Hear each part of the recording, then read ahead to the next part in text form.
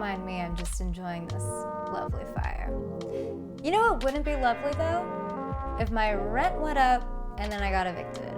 Yeah. If you've been in California over the last 10 years, you have experienced how insane and high the rent has gotten, right?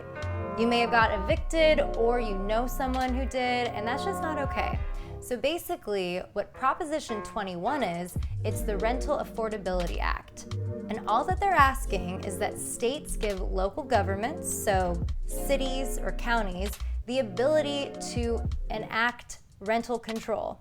So in any building that's 15 years or older, they're just gonna be like, hey, you can have rent control for your tenants so they can stay there, so they can live and be happy and not be so stressed out about their rent.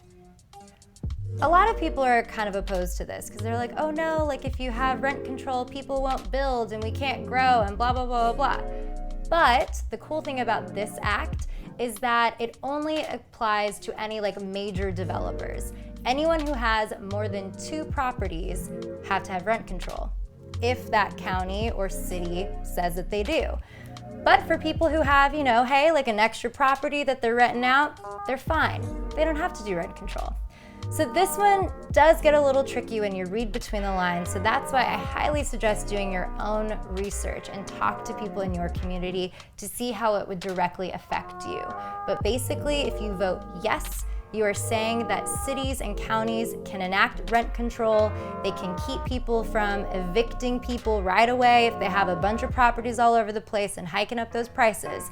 And if you say no, then rent control will stay as it is right now, which if you look around, housing is getting harder and harder to be affordable. So definitely do your research. Also look at who's behind these things. The Tenants Association and the AIDS Healthcare Foundation are very pro. They're the ones that are like, yes, vote 21.